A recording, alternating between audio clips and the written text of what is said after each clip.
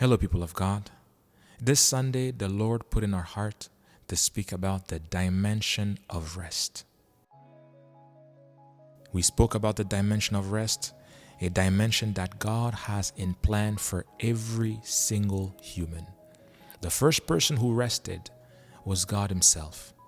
After creating and doing everything that He did on the first 6th day, the Bible tells us that on the 7th day, God rested. And He so enjoyed the fact that He rested that the Bible tells us that God blessed the 7th day because it was the day He rested. And throughout time, God has always invited humans to enter into His rest.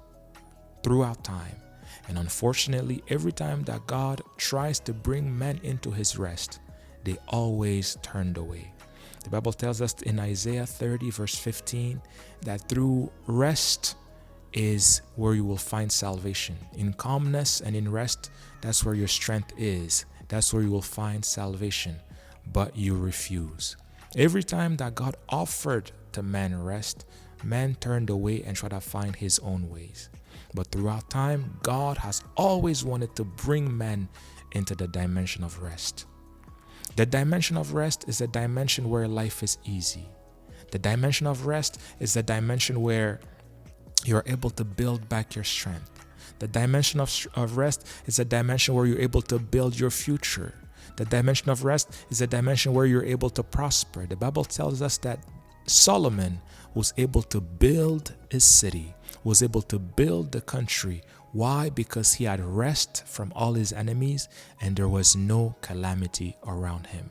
Rest is where you're able to grow. Rest is where you're able to flourish. Rest is where you're able to prosper. But not many people enter it.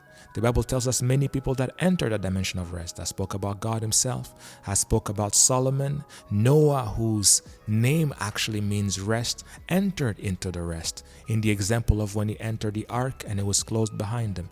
Jesus entered rest. How the Bible tells us that the Lord said to my Lord, "Sit on my right hand until I make all your enemies your footstool." That dimension, God has kept it for everybody. He wants everyone to enter the dimension of rest. That's why Jesus says, "Come to me, all you who are burdened, heavy laden, and I will give you rest."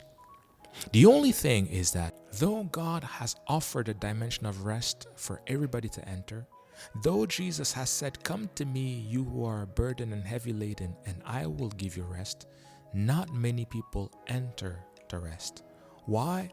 Because in Hebrew chapter 4, if you go to verse 11, it tells us, "Let us labor to enter into rest." Let us work to enter into rest, which means to be able to enter rest, it requires work. For example, a plane that is able to reach autopilot where it can fly by itself, it first needs to exercise energy to take off from the ground. It needs to exercise energy to climb up to the atmosphere. And only once it reaches a certain level after exercising all that work is it able to enter rest. And that is what the writer of Hebrews is telling us. He says, "Let us labor, let us work to enter into our rest." But what type of work brings us into the rest? What type of labor introduces us into the dimension of rest? And we see that in James chapter 1 verse 25. James chapter 1 verse 25, which says that the one who read the perfect law of God does not forget it as a forgetful reader, but applies or works at putting it into practice, works at putting the word to work, that person will be blessed of God. That person will enter rest. The key to enter the dimension of rest is when you labor to put the word of God into work. Putting the word to work is work. And as you labor to put the word of God into work, as you labor to put all your actions to conformity with the word of God, you will enter this dimension called rest. May God bless us and encourage us to follow us in all our social media pages. And I encourage us to come and join us on Sundays when we meet from 12:30 to 3. May God bless us all. Have a great day.